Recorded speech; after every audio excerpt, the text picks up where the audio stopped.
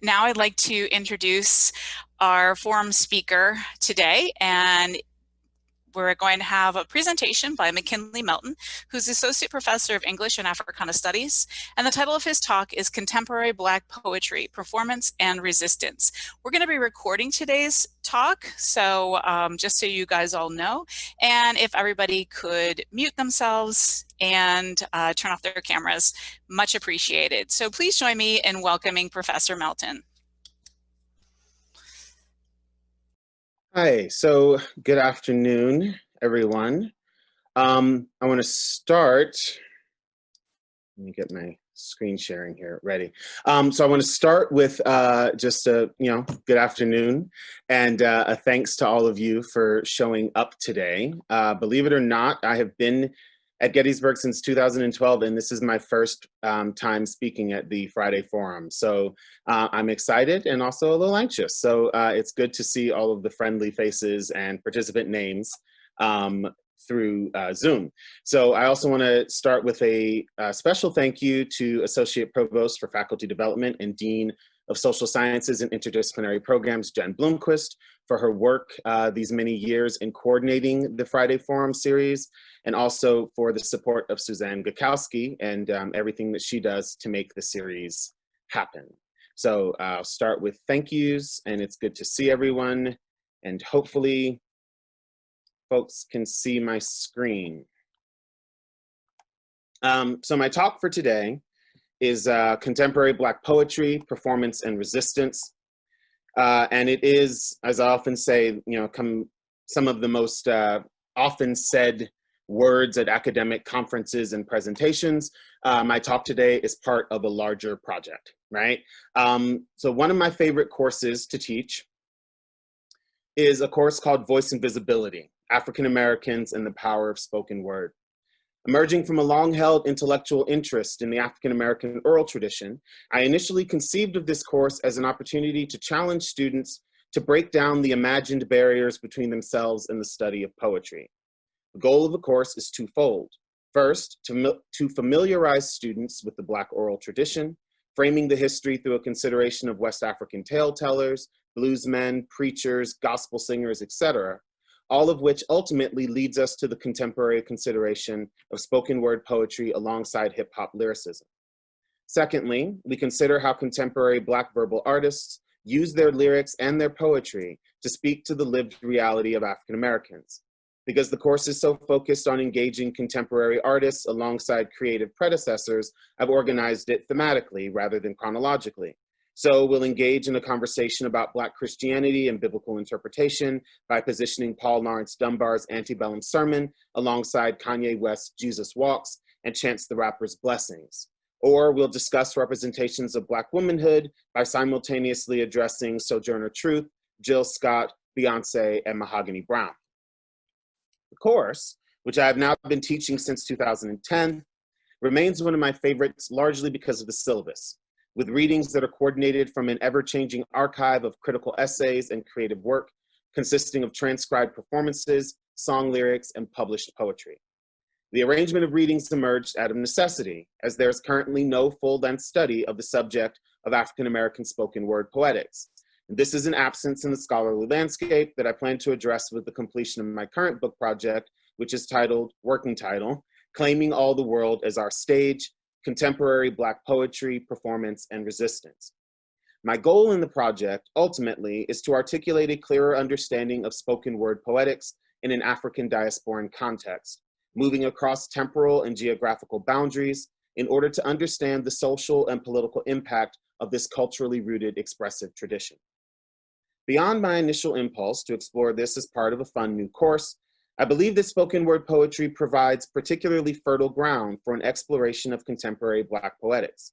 My analysis of contemporary Black poetry is largely rooted in an African diasporan sensibility that recognizes the value of literature, particularly of poetry, as a cultural form, and situates spoken word poets within a cultural legacy that recognizes the generative force and spiritual weight of utterance and privileges the power of the spoken word.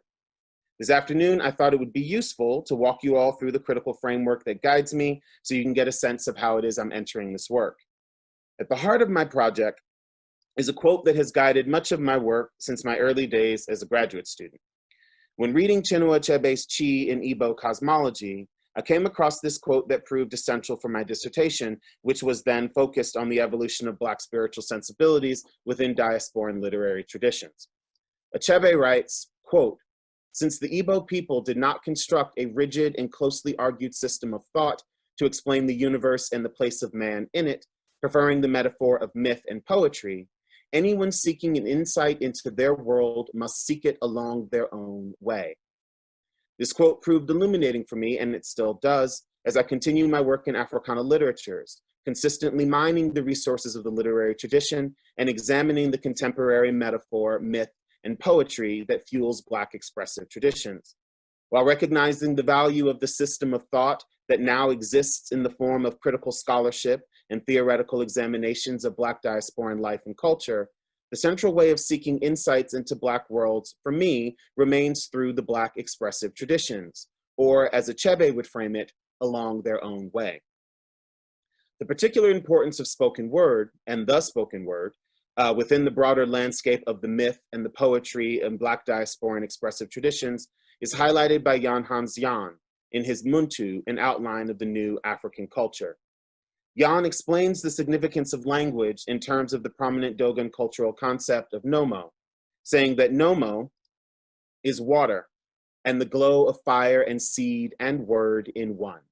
Nomo, the life force, is a unity of spiritual physical fluidity, giving life to everything, penetrating everything, causing everything.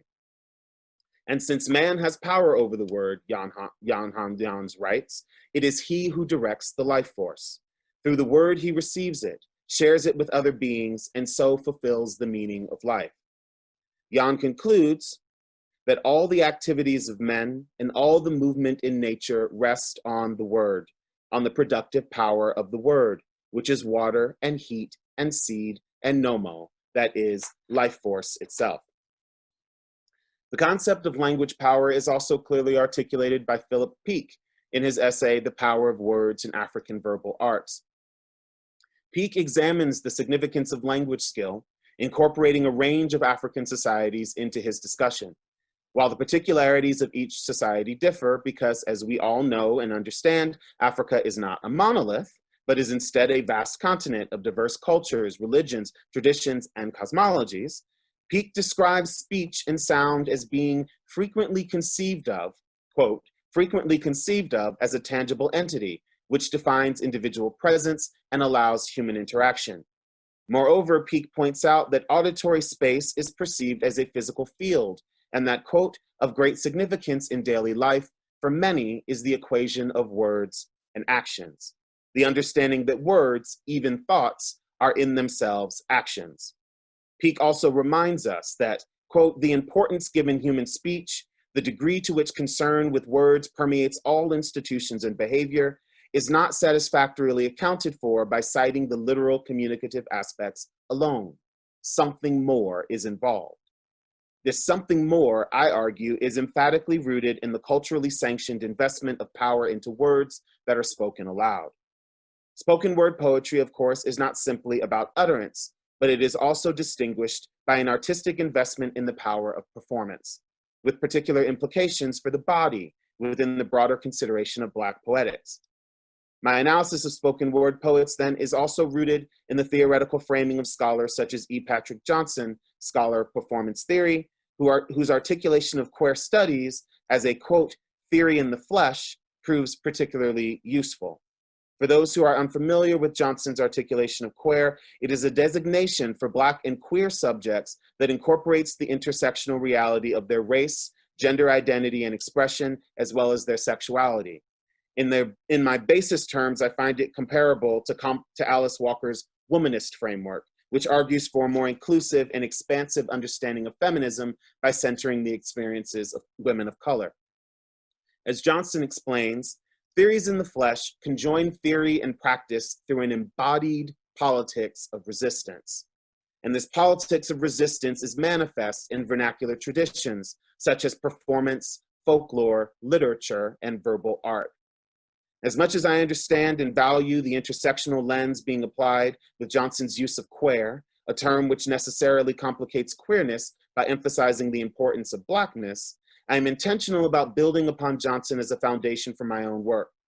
Though I address queerness within my study, and we'll talk about this a little bit later, Johnson's articulation of queer studies as a theory in the flesh is particularly useful as a critical lens for engaging Black spoken word poets across the diaspora and across demarcations of gender and sexuality, particularly because of Johnson's emphasis on that embodied politics of resistance. Johnson explains the importance of this resistance, arguing that, quote, vernacular traditions that emerged among Africans, including folktales, spirituals, and the blues, provided the foundation for social and political empowerment. These discursively mediated forms, spoken and filtered through Black bodies, enabled survival. Although they had no institutional power, Johnson argues, enslaved Blacks refused to become helpless victims and instead enacted their agency by cultivating discursive weapons based on an identity as an oppressed people. These resistant vernacular performances did not disappear with slavery. So I want to draw everybody's attention to those last lines. That's why they're in bold. These resistant vernacular performances did not disappear with slavery. And what's pivotally important to me here, as Johnson discusses the embodied politics of resistance and resistant vernacular performances, is his continued focus on resistance, particularly with regard to those systems and institutions which would oppress Black bodies, render those bodies invisible while simultaneously silencing their voices. This, for me, is the pivotal intervention of my own project, my emphasis on a poetics of resistance that is central to contemporary Black poetry in all of its forms. Whether on the page or on the stage or transgressing the imagined boundaries between the two, I argue that contemporary Black poets continue to employ vernacular performances as an intentional and deliberate form of resistance. The framework that I offer in my effort to define a poetics of resistance that is central to the work of contemporary poets, I consider first how this poetic sensibility is rooted in diasporan traditions. I examine traditions of orality, literacy, as well as performance. Beginning with the griots and griots of pre-colonial West African context, I juxtapose the narrative performance styles of the storytelling tradition with the Oriki praise poetry of the Yoruba peoples in order to situate a West African-rooted performative poetics at the foundation of a Black diasporan tradition.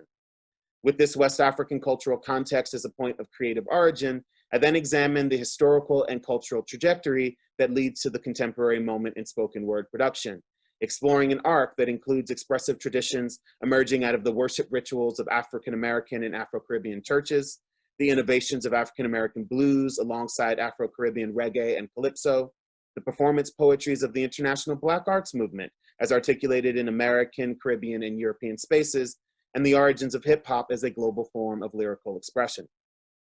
With a firm grounding in the broader tradition, I then consider how contemporary poets advance that work through their ongoing efforts to produce poetry that remains informed by a poetics of resistance. My analysis of contemporary poets considers how they articulate an ongoing poetics of resistance through written and published work, as well as through their performances, where I emphasize not only lyrical delivery, but also the gestures and the physical formulations that construct their performances on stages that in the 21st century are as often defined by the physical location of performance venues as they are the digital space of online videos. The poets that I've elected to include in the project compose a fairly wide-ranging group, as I'm deliberately looking to incorporate a multiplicity of voices while still maintaining a refined focus on central themes of history and the ancestor, normalcy, deviancy, and queerness, home space and hostile territory, and social justice through the employment of a poetics of resistance.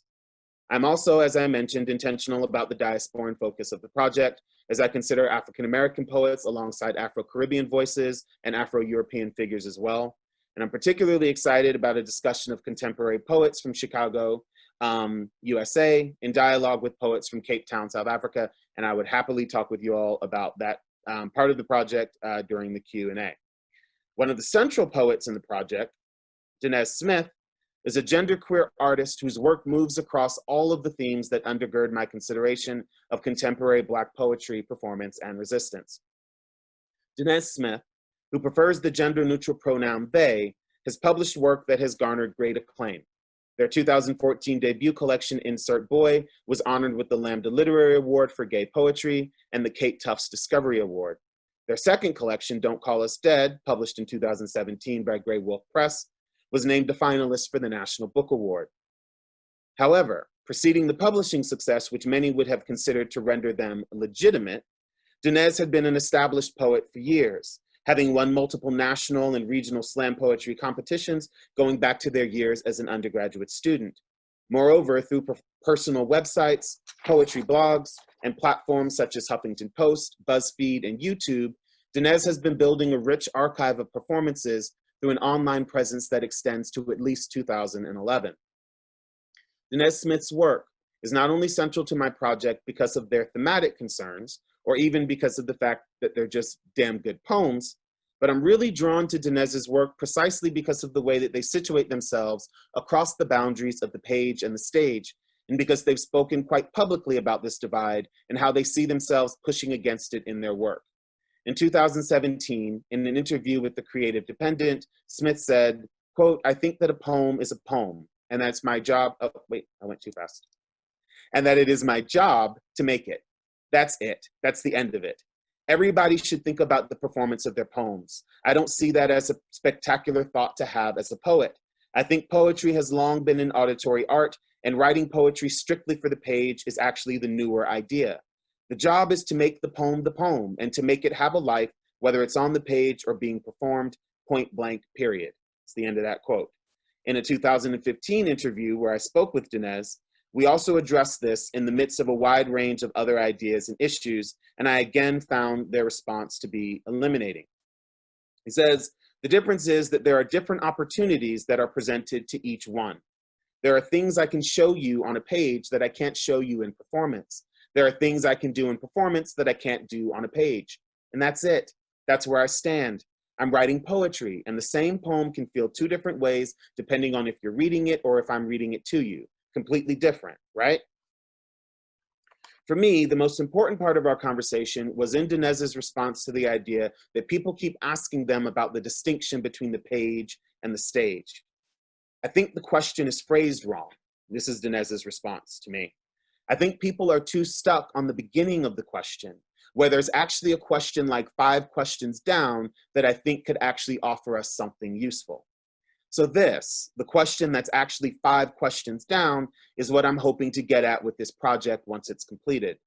I believe that Dinez Smith's work provides a useful pathway into these questions, and perhaps even some of the answers that I hope to find along the way. As a poet who's established success in multiple modes, I believe that their work proves instructive. It's notable that for Dinez, writing informs performance, and performance informs both the writing and the reception of the work. And while I find that Dinez Smith has articulated this exceedingly well, and the parallels that they draw inform the work, however, of other poets in my study as well. One of the artists who's central to my project's second chapter, which focuses on contemporary poets' engagement with history and the figure of the ancestor, is Dominique Christina. Dominique Christina, as you'll see in a moment, is an amazingly powerful poet whose work, as I described to my students, comes at you like a freight train.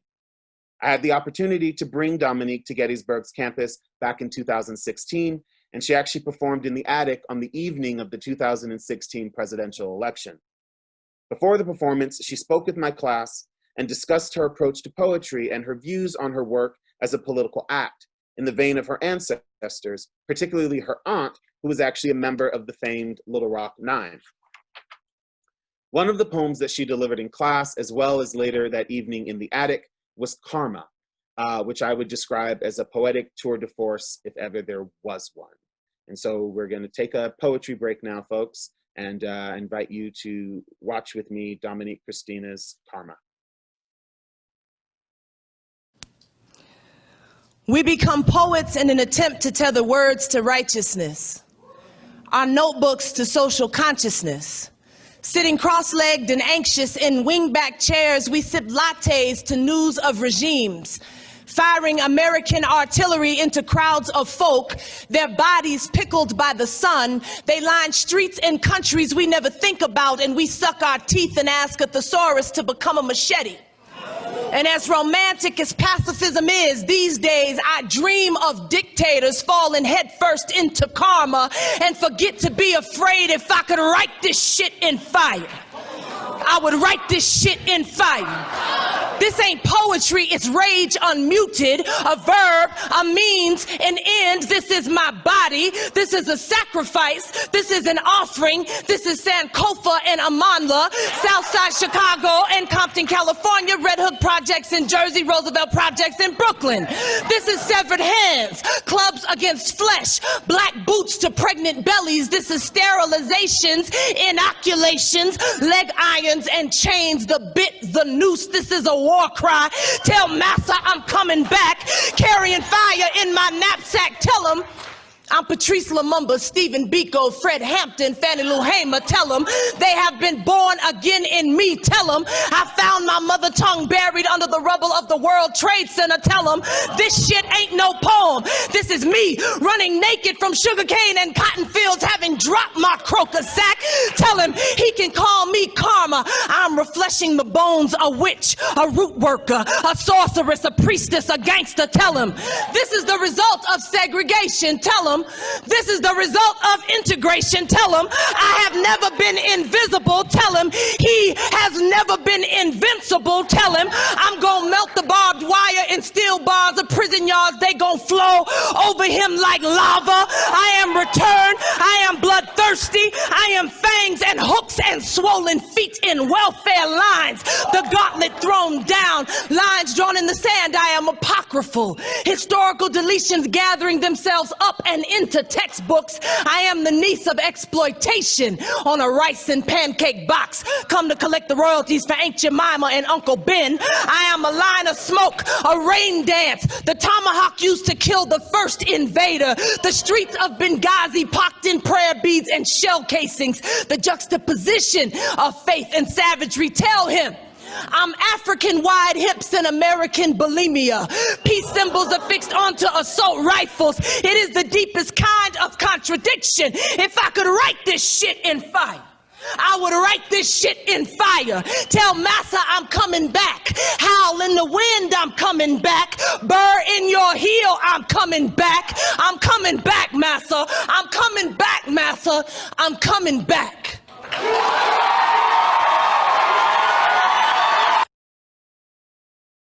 So, hopefully you all first recognize and appreciate why I love this poem as much as I do.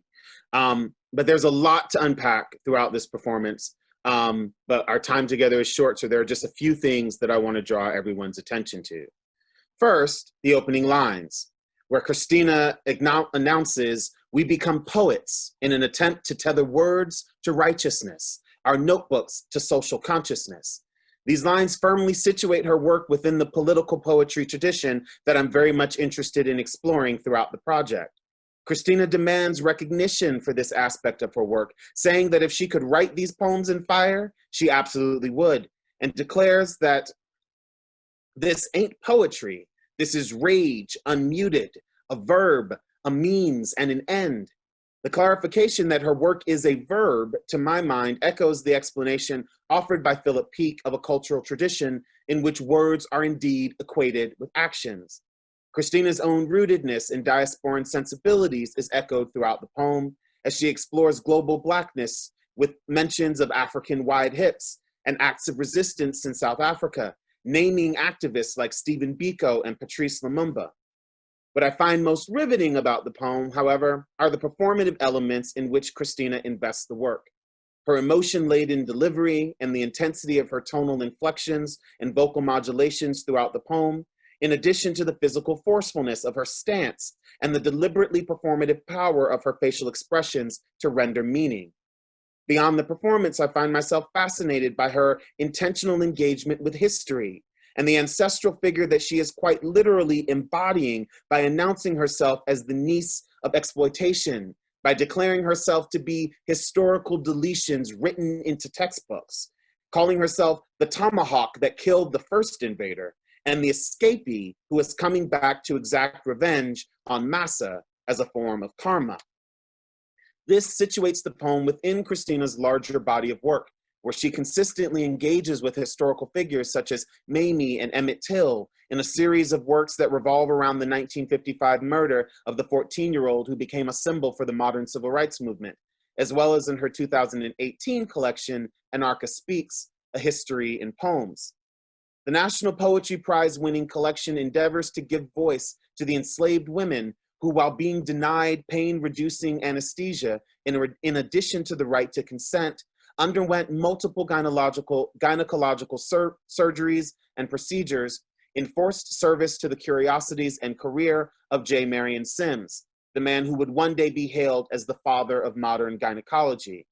In the introduction to the collection, Christina writes, "I am still reeling from the possessive nature of ancestral writing. I am still humbled by elegy and the potential it holds to reflesh the bones. I still tremble under the weight of history, the ships that carried folk I borrow bone and blood from to places they never imagined, where their suffering was bottomless. It is quite something to know they sizzle up through us and announce themselves still. Memory is aggressive and long, and sometimes inherited. I elect to chase it down whenever possible. I intend to participate in as many resurrections as I can." Dominique Christina's commitment to refleshing the bones of ancestors, particularly those whose deaths were defined by anti-Black violence and disregard, and her participation in as many resurrections as possible are both rooted, I argue, in a poetics of resistance that refuses to allow death to have the final say, and refuses to allow the lives of ancestral figures to be defined by the violence that was visited upon them. Acknowledging the possessive nature of ancestral writing in her dedication, Dominique Christina still recognizes that she must elect to chase memory down, as she announces her intent to participate in as many resurrections as she can, thereby foregrounding her own artistic agency in making the decision to center Anarcha and others like her, such as the ancestors mentioned throughout her poem Karma, within her work. Indeed, the reconsideration of historical narratives is a hallmark of Dominique Christina's work. She powerfully addresses the consequences of a thoughtful engagement with her history during a talk delivered in 2013 titled Words Make Worlds. She explains, quote, "So much about my experience, my historical before I got here experience, my historical before I had a body or a consciousness experience is trying to tell me that I am a conquered person, that I come from defeated people. And I resist that. I reject that. I am so proud of the people whose blood moves in me. It does not tell me that I am a conquered person. It does not tell me that I am a low person, that I am operating from an inferior position. It tells me that somebody that I alchemized from was in the belly of a slave ship, that they negotiated circumstances that are unlanguageable, insurmountable, that should have destroyed them, but that it didn't. Somebody made the seismic choice to stay. And I believe, and I lived my life according to the belief that they did that because they were thinking about me, that somewhere down the line, there would be someone who came from them, who could have full ownership of the words that they used, of their lives and their limbs, that their bodies would belong wholly to them, their experiences wholly to them, their lives wholly to them. I have a responsibility to such an awesome legacy, and that's how I treat my history."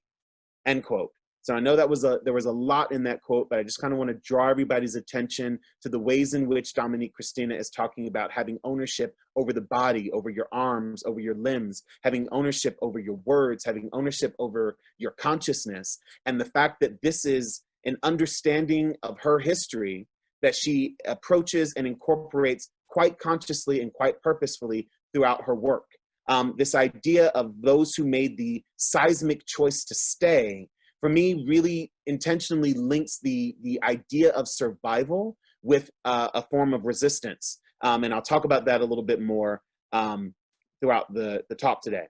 So by emphasizing and celebrating the survival of a people, Christina effectively challenges the shame to which they've been subjected. In challenging that sense of shame and the historical record, the historical deletions, remember, that she speaks of in Karma, that enshrined it, Christina's poetry is not only about the reclamation of ancestral voices, but also about enabling her audience to better understand the circumstances of their own lives and to frame their survival as an act of resistance that is meant to be celebrated. Another poet who is similarly invested in the sensibility that survival is a form of resistance is Mahogany L. Browne.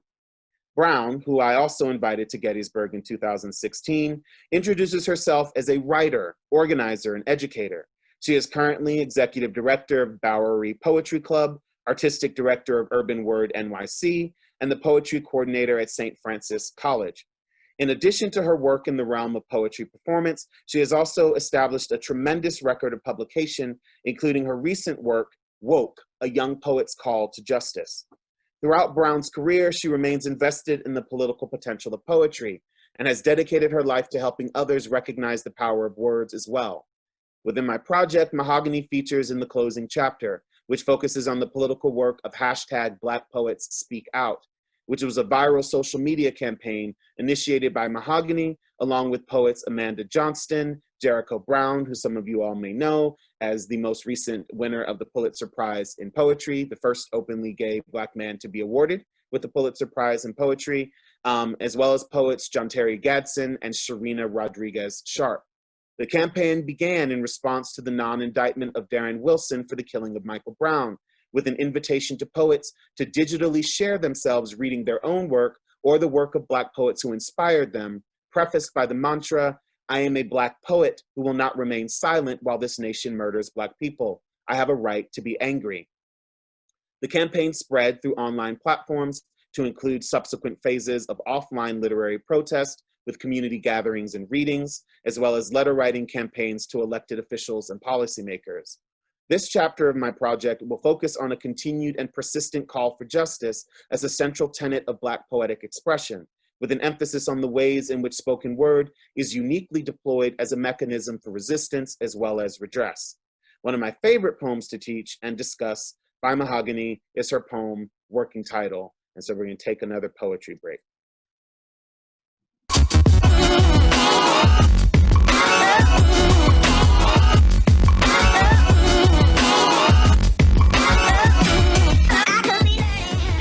This is my send-off because my daughter is leaving. She's going to college in Chicago. And she's an amazing singer.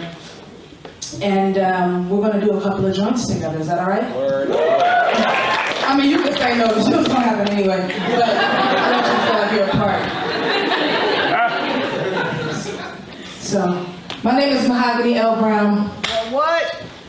I am a Black poet. All right. And I refuse to remain silent while this nation continues to murder Black people. I have a right to be angry.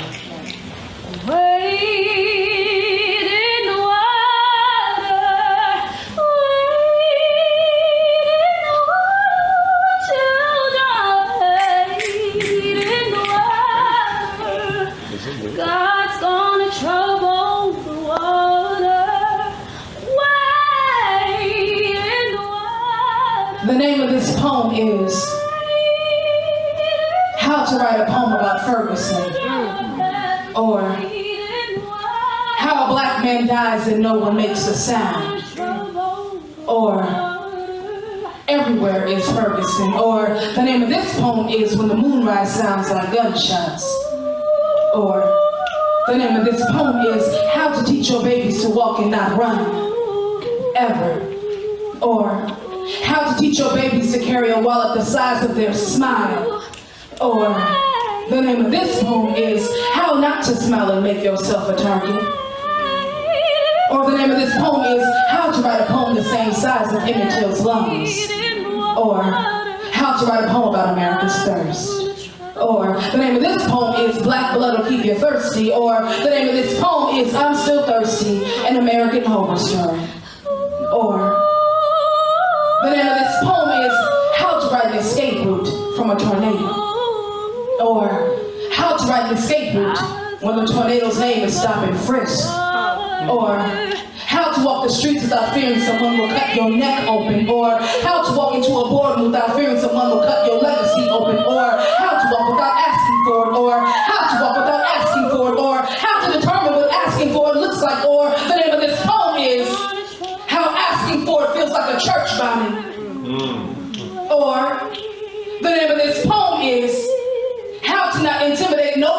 3 small steps. Or the name of this poem is how to use your science books as Teflon and how that still might not work.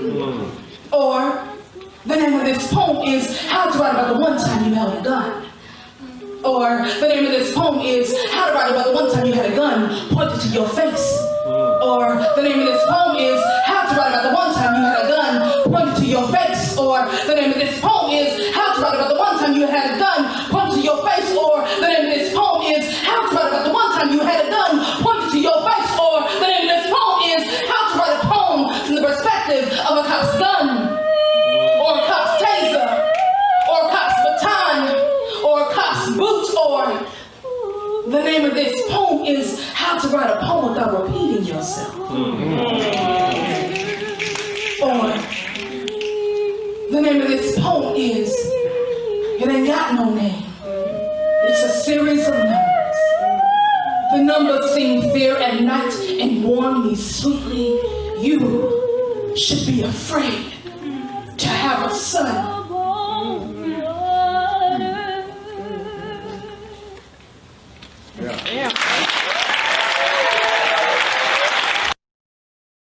Now, much like karma, I hope that you all will agree with me when I say that there is a lot to discuss about this poem, and I'm hoping that we'll have some time during the Q&A to talk about either of these poems, or both.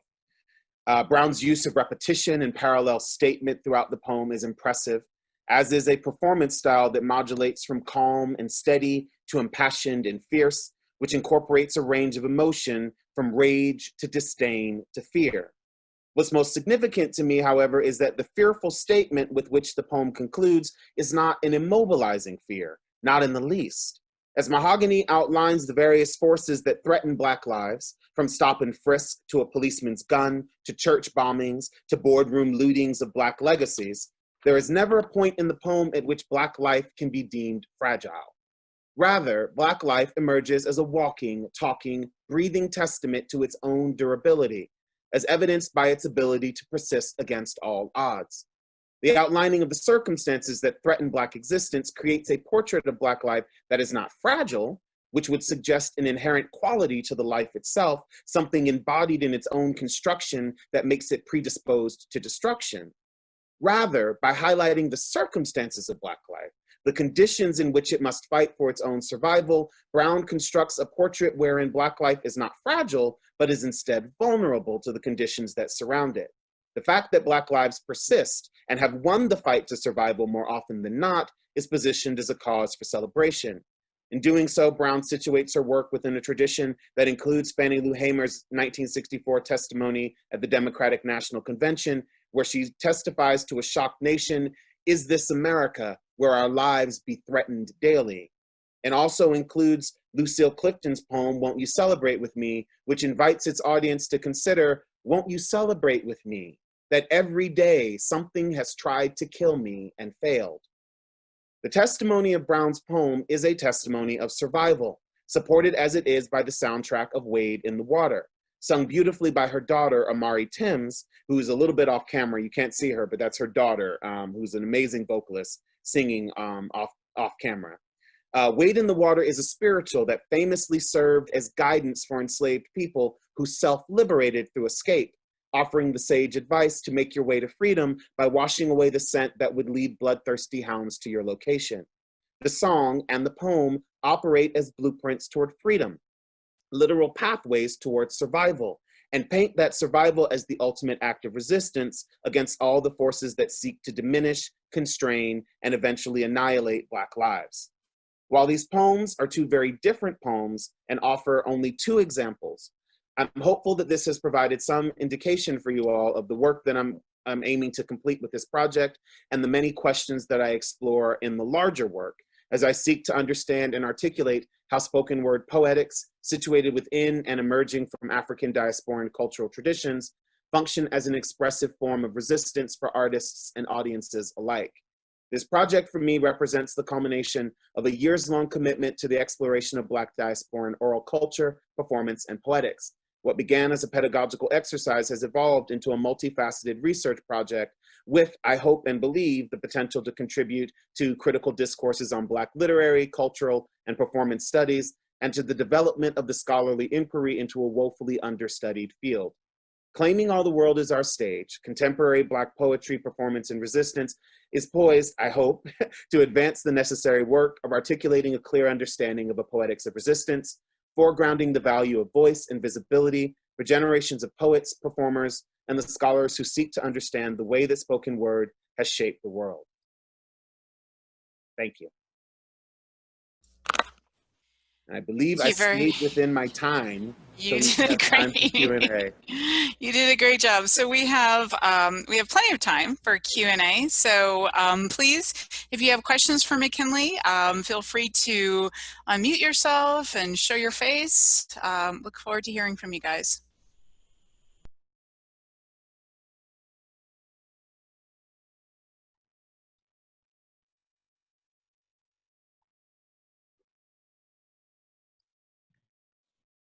Silly question, McKinley. It's Fred. How you doing? Hey, Fred. But so, I never really thought about gesture being so important to performance poetry. And then I noticed in these two performances that I think also maybe apparel has a function too. One woman was dressed all in black as if she was grieving, and the other was more in a military outfit type of sort of more hostile approach, which I also appreciated. Do you have any thoughts on that? Yeah, I mean, so I think there's a book, Javon Johnson has written a book about the cultural politics of spoken word. And so it's not a literary study that he's done, but he is a performance studies person, and he does spend a lot of time talking about apparel and talking about clothing choices in terms of how poets choose to show up on stage. I think it's absolutely intentional. Different poets that I've spoken with will often talk about how they think about what they're going to wear if it's a difference between attending kind of a poetry slam or if they are showing up on a college campus. They think about all of that in terms of how they are, about how their work is going to be received, but also about how they are embodying the ideas they mean to present on the stage. And so I think that clothing and apparel is absolutely a part of it. I'm not sure how much I'm going to talk about that, but I do think, I mean, there's a number of really great studies on, the politics of fashion and the ways in which, we can think through everything from, the apparel of the Black Panthers to the kind of apparel of the respectability of the kind of girl groups of the 50s and 60s and how the Supremes first show up on the stage. So, I mean, I think that clothing and apparel is absolutely a part of the performance in the crafting of an aesthetic that is very much central to the oral tradition. I don't think it's distinctive to poetry. I mean, it's a good question. I may mention it, but that wasn't really one of the things I was planning to talk about. But there's definitely room there to really think through how the very act of clothing oneself does become a part of performance and does become a deliberate choice. Particularly, I think, even more so, I would say, for Mahogany, because a lot of her performances, she's dressed kind of similarly. Whereas Dominique Christina, I've seen her in a range of different kind of clothing choices. So that's something I'm going to give some thought to that. But it's a good question. Hey, McKinley, this is Jessie. Hey, Jessie. Can you hear me okay? My internet's struggling a little bit. Oh, yeah, I can hear you. You can hear me? Okay. So that was super fascinating. Thanks so much for that presentation. You made me wonder, actually, the part from Mahogany Brown made me wonder more about the relationship between this tradition and music. And it made me think about, I might be completely wrong in this history, but my sort of loose sense is hip hop used to maybe have a more commonly political function. And I think I associate that a little bit less with at least sort of popular hip hop or rap today. And so I wonder if it's the case that at a certain point, that sort of political, social justice oriented function kind of, splintered off into spoken word poetry, maybe removing it a little bit more from the sort of popular music, I don't know, like place that it held at one point in time. Does that seem right to you? Or what do you think about how music and, yeah. So yeah, no, I hear you. What I would say is that I don't know if it's necessarily an issue of kind of like a temporal shift, like then and now, But I do think you're right on about the question of what is popularized and what do we kind of consider to be mainstream hip hop. I would argue that the political import and undertones of hip hop never left hip hop, but it just faded more to the margins of hip hop due to various different kind of commercial forces that elevate hip hop that tends to be less politically oriented. And so I think you're absolutely right in saying, you know, that the way we used to understand hip hop had more of that political force that we don't necessarily see in popular hip hop today. But I don't think it's gone from hip hop. It's just about what becomes popularized and what doesn't. So that for the first part of your question. In terms of the second part, what I would say is that I think that there is absolutely a link between contemporary spoken word poets and hip hop. There's also a link between contemporary spoken word poets and the Black arts movement and, you know, performance poets like Amiri Baraka and Sonia Sanchez. And so these poets in this current moment are absolutely pulling from all of these traditions. And in much the same way that Amiri Baraka was influenced by blues and by jazz, these poets are influenced by hip hop. You know, even, you know, when we think about what Mahogany Browne is doing, it's not just that it's the music, right? But it's a really intentional investment in a cultural tradition of Black spirituals. There's another poem that I showed by Dominique Christina to my class just yesterday while we were talking about Emmett Till in my first year seminar. And there's a poem by Dominique Christina called For Emmett Till. And she starts off with singing a line from Billie Holiday's Strange Fruit. Right. And so I think that there are ways that these poets are consistently engaging with music as a really important part of the expressive tradition in which they situate themselves. And so that's kind of part of the work, which I'm really, to be honest, I'm struggling a little bit with, because as I think through, you know, spoken word and the oral tradition, there's so many things to talk about.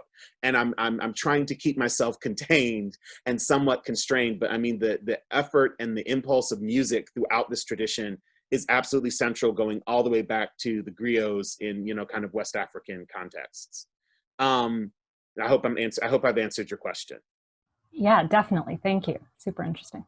Thanks. And so I see in the chat, Laura has asked if I could talk a bit about my Burkhart experience. And so I should have mentioned that in the talk, but yeah, I'm coming back to Gettysburg now from a year away on an ACLS Frederick Burkhart Fellowship, which was an opportunity for me to be in residence at the Furious Flower Poetry Center at James Madison University and down in Harrisonburg, Virginia. And so Furious Flower is the nation's first center for the study of African-American poetry.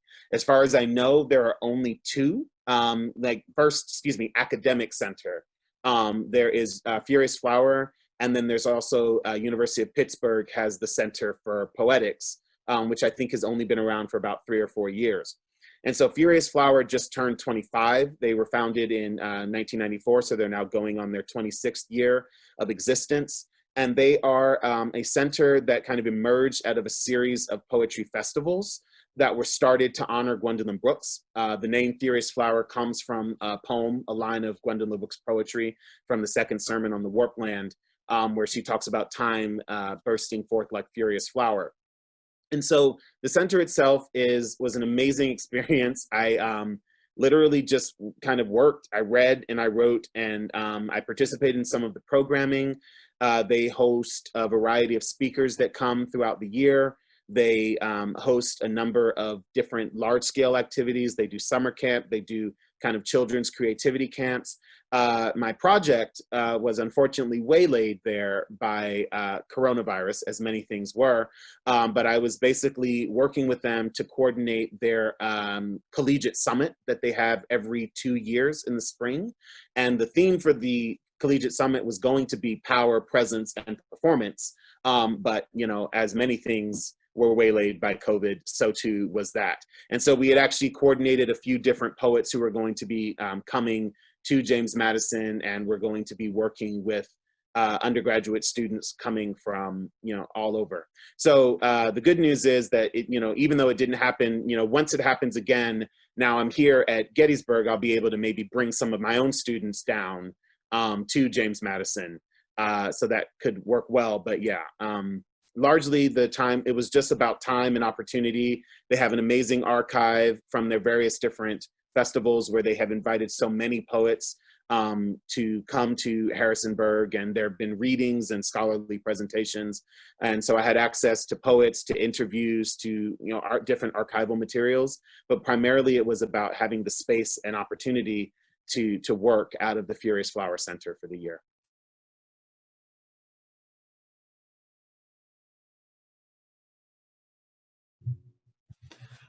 Hi, I'm wondering, McKinley, if you could speak a little bit about how you envision this work going forward, intersecting with your teaching on campus.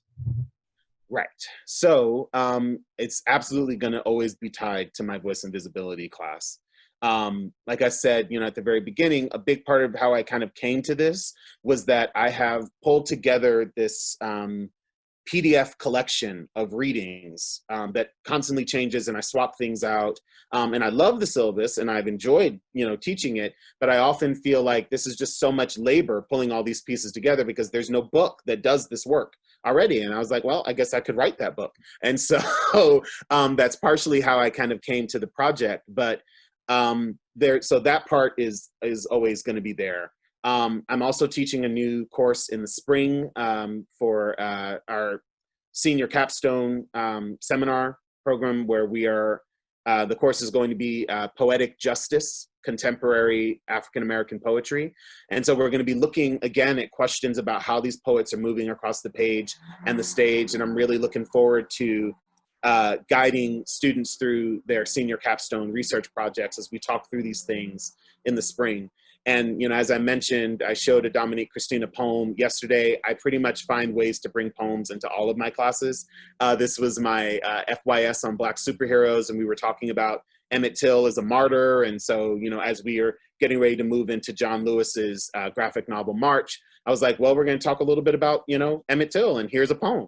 And so I'm constantly finding ways, because I think that poetry is more accessible than I think students give it credit for. And I think spoken word is a really good way of getting them thinking, that they're getting them to do poetry analysis without even realizing that they're analyzing poetry until, we're kind of done. So I find it to be a really, really useful pedagogical tool, and probably always will.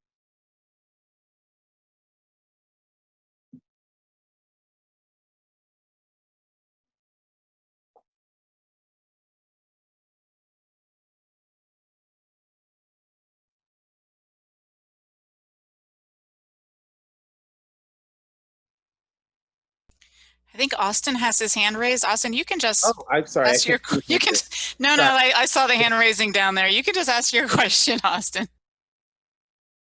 Oh, sorry, I was muted.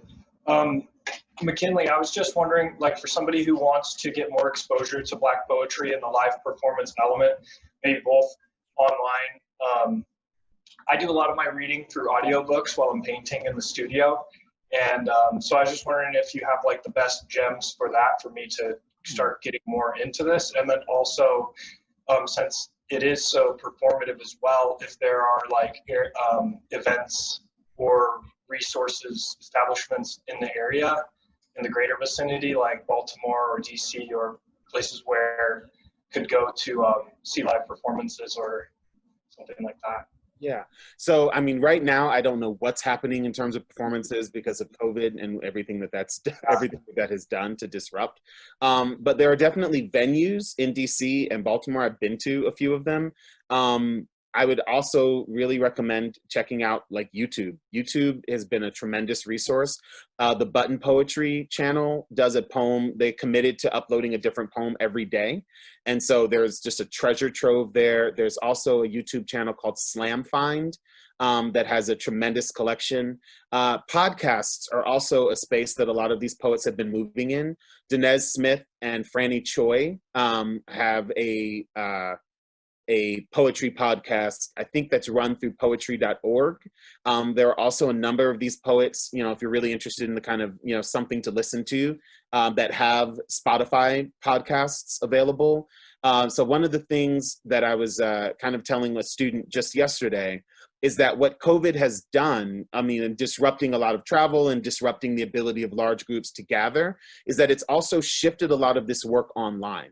And so I've attended several different Zoom kind of gatherings.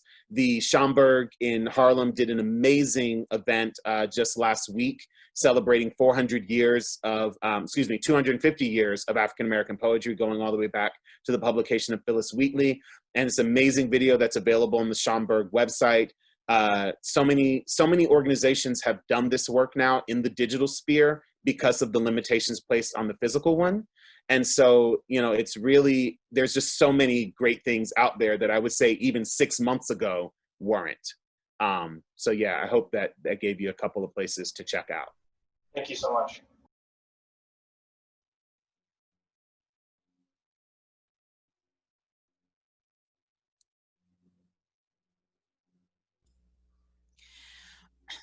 Well, we're right at 1 o'clock. So if there are no further questions, please join me in thanking McKinley for this awesome presentation. It was really, really terrific. Thank you, McKinley. I can't believe you've been here this long and this is your first. That just tells me I need to ask you more often. And please, everybody, come back next week for Creativity and Innovation at Gettysburg College. Have a good weekend.